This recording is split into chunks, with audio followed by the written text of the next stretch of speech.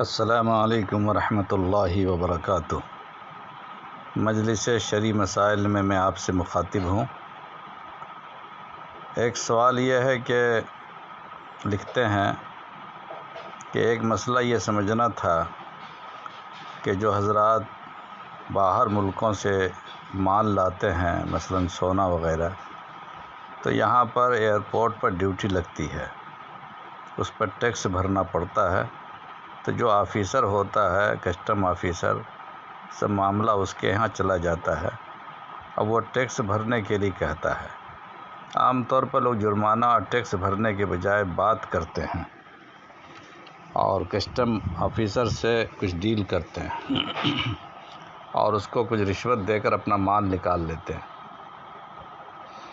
تو رشوت میں پیسہ عام طور پر نہیں لیتے ہیں یہ حضرات، اسی میں سے کچھ مثلا گولڈ ہے تو کچھ رکھ لیتے ہیں، پھر چھوڑ دیتے ہیں۔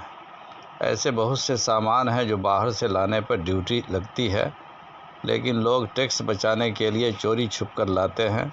سامان تو ان کی ملکیت کا ہوتا ہے، لیکن یہاں پر آنے کے بعد کسٹم آفیسر کی جب انکوائری ہوتی ہے تو سامان وہ لے لیتے ہیں۔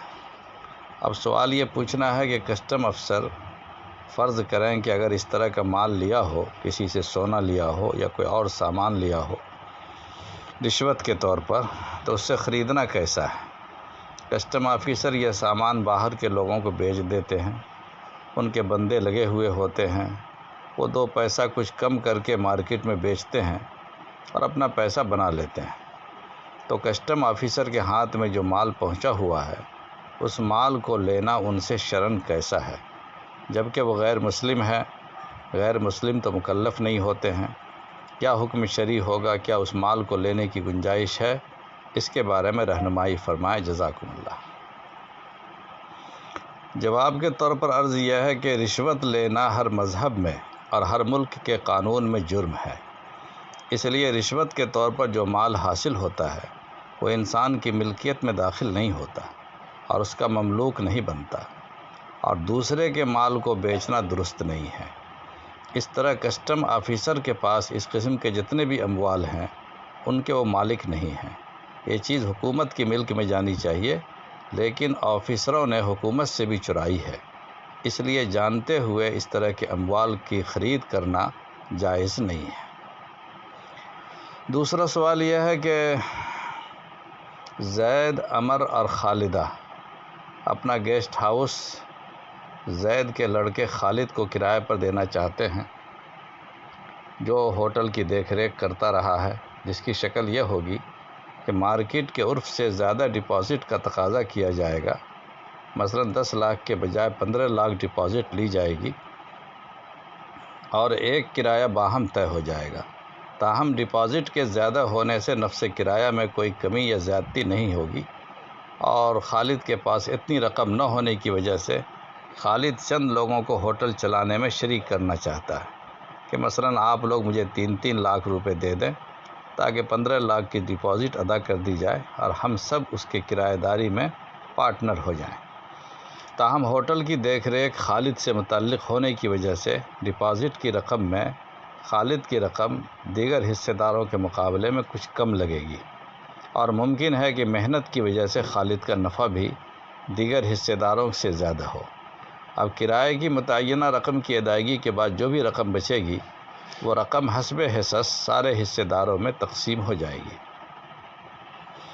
اگر ہوٹل کی ڈپازٹ دینے میں کسی نے 20% رقم دی ہوگی تو اسے حاصل شدہ منافع میں سے 20% نفع ملے گا۔ اسی طرح نیز خالد کے علاوہ دیگر پارٹنر حضرات کا ہوٹل کی دیکھ ریکھ سے کوئی تعلق نہیں رہے گا، بلکہ وہ حضرات دیگر شہروں میں ہوں گے اور خالد کے اعتماد پر پیسہ لگا کر ہوٹل چلانے میں حصے دار بنیں گے۔ تاہم اگر وہ حضرات ہوٹل میں دیکھ ریکھ کے لیے آنا چاہیں تو آ کر دیکھ بھی سکتے ہیں، انہیں کسی قسم کی کوئی ممانعت نہ ہوگی۔ نیز مذکورہ معاملے میں کیا خالد کرایہ دار اول ہوگا اور دیگر حصے دار خالد کے کرایہ دار بنیں گے، یا خالد کو شامل کر کے سارے حصے دار زید، عمر کے مشترکہ کرایہ دار قرار دیے جائیں گے؟ اس طرح کا معاملہ کرنا شرعاً کیسا ہے؟ جواب یہ ہے کہ اگر ہوٹل کے مالکان اس صورتحال سے واقف ہوں کہ کرایہ دار خالد تنہا نہیں ہے بلکہ پوری ٹیم کے ساتھ وہ کرایہ پر لے رہا ہے اور انہیں اس پر اعتراض نہ ہو تو خالد اپنی ٹیم کے ساتھ اس ہوٹل کو کرایہ پر لے سکتا ہے اور اپنے اپنے حصوں کے تناسب سے نفع کی تقسیم بھی کر سکتا ہے۔ گویا ہوٹل کو کوئی ایک شخص نہیں بلکہ مشترکہ طور پر ایک کمپنی کرایہ پر لے رہی ہے جس میں کئی پارٹنر ہیں اور ہر پارٹنر کو اپنے حصے کے مطابق نفع مل رہا ہے، تو اس میں شرعاً کوئی حرج نہیں۔ شرکت کے کاروبار میں اس کی گنجائش ہوتی ہے کہ کوئی ایک پارٹنر عمل کی شرط لگا لے کہ میں کام کروں گا، باقی لوگ صرف نفع میں شریک ہوں گے، شرعاً اس میں کوئی مذائقہ نہیں۔ اسی طرح شرکت کے معاملے میں اس کی بھی گنجائش ہے کہ نفع کی شرح باہم رضامندی سے حالات کے مطابق کم و بیش طے کیے جائیں۔ کتب فقہ میں ایسی نظیریں موجود ہیں اور شرکت کے کاروبار میں اس طرح کا تعامل بھی جاری ہے۔ بس جو صورتحال آپ نے تحریر کی ہے وہ جائز، درست اور قابل عمل ہے۔